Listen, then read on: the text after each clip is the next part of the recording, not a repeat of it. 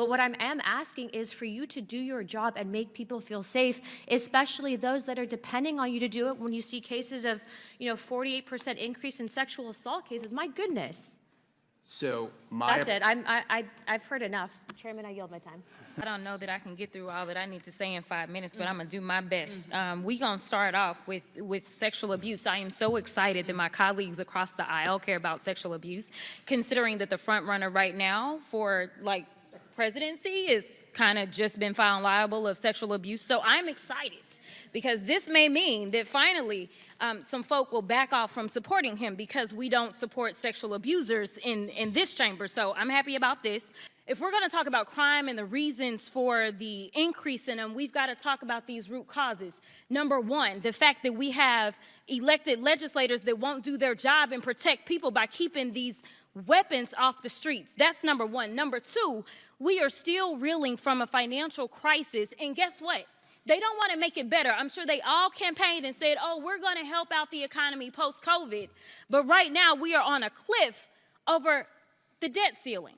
The debt ceiling that was raised 3 times under Trump, and 25% of this credit card bill that they don't want to pay was accrued under Trump, and he only had 1 term. And hopefully he won't have no more. We're talking about D.C. right now, but the murder rates in red states like Louisiana, Mississippi, Alabama have statistically exceeded those in blue states like Illinois, New Mexico, and Michigan every year since 2000. The fact is, my Republican colleagues want to talk about keeping D.C. streets crime-free. They can't even keep the halls of Congress crime-free, because we gonna talk about this, because I got 24 seconds. My freshman colleague has just been indicted on 13 counts, 13 felony counts, right? But have they exhibited any courage to say, you know what, we will disallow this in our body.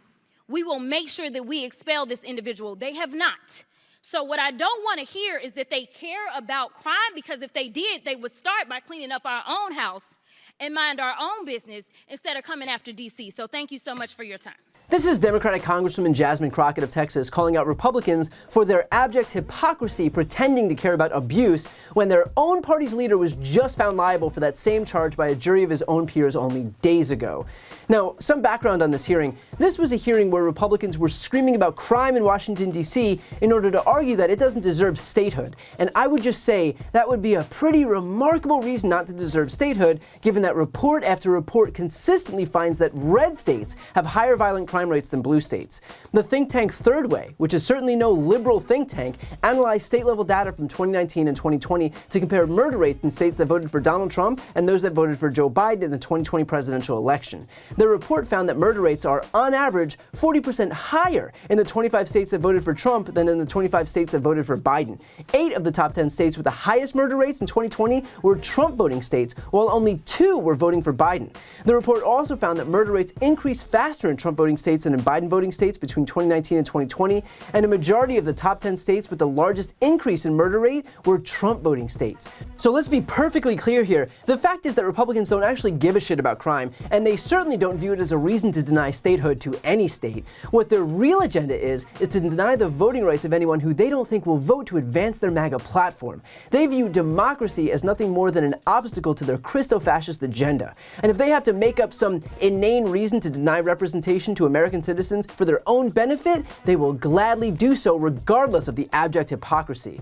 In fact, Congresswoman Crockett ended perfectly by pointing out how Republicans claim to care about law and order while they're still refusing to expel someone like George Santos after he's been arrested and indicted on 13 felony charges. And to make things worse, because of course there's more, Republicans are currently calling to defund and dismantle law enforcement. Here's Republican propaganda machine Fox News just last night. If a Republican wins the White House, and Lord help us if that does not happen, but if, let's say it's Trump, don't you believe that he has to completely dismantle the FBI and remake it into what it was originally supposed to be? I mean, can this be saved at this point?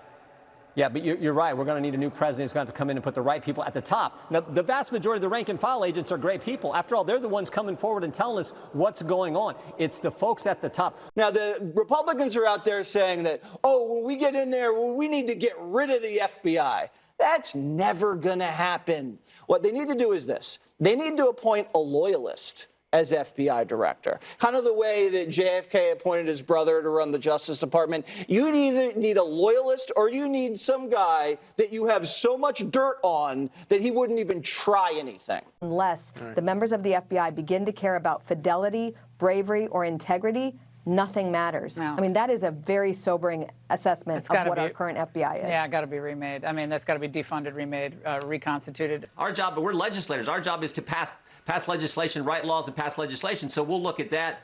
Okay. And maybe most importantly, Maria, is we control the power of the purse. And we're going to have to look at the appropriations process and limit funds going to some of these agencies, particularly the ones who are engaged in the most egregious behavior. So the DOJ and the FBI. Yeah, and what I'd really like, frankly, I'd really like for the government just to stay out of the election process. The fact is that Republicans don't actually stand for any of the things that they branded themselves. This is a party that claims to be for family values, only to then turn around and pledge loyalty to a guy who paid out God knows how much hush money for affairs. It's a party that claims to be for states' rights, only to then sign on to the Texas lawsuit attempting to nullify the election results in other states, all because they weren't happy with the results. This is a party that claims to be for fiscal responsibility, only to have added $7.8 trillion to the debt when they had unified control of government. This is a party that claims to be pro-police, only to then have voted against state and local funding that would aid police departments. And of course, a party that claims to be for the military, only to turn around and vote against the PACT Act when it was first up for a vote because they wanted to punish the Democrats for introducing the Inflation Reduction Act. These things weren't actual values, they were what the Republican Party hid behind while attempting to market themselves to Americans. In reality, here's what the GOP supports: tax cuts for millionaires and billionaires, banning abortion nationwide, eliminating Social Security, Medicare, and Medicaid, banning books, punishing doctors, preventing people from voting, pretending that climate change doesn't exist, coddling fossil fuel companies, eliminating any restrictions that might protect people from gun violence, and refusing to accept the results of any election where they don't win. This is an agenda that has minority support at best. And of course, they'll never acknowledge that agenda outright because it's too unpopular, and so instead, you're left with culture wars and migrant caravans and pretending that immigrants are coming to steal your jobs and that trans people are going into the wrong bathrooms to assault your kids, and on and on. It is a tactic as old as it is predictable, but the through line is clear. They are doing whatever they can to deceive you. And this newfound concern about abuse from the right, but only when it's convenient, is a testament to exactly that. Before you go, I need your help. I'm right on the cusp of hitting 2 million subscribers, so please help me grow this channel so the progressive media ecosystem grows by hitting the subscribe button right here on the screen. I also started a Spanish channel so we can finally start regaining some of that lost ground among Spanish speakers, so if you want to help support those efforts, you can hit that subscribe button. And finally, if you listen to podcasts and you want to support mine, you'll find a link to that on the screen as well. Thanks so much for watching.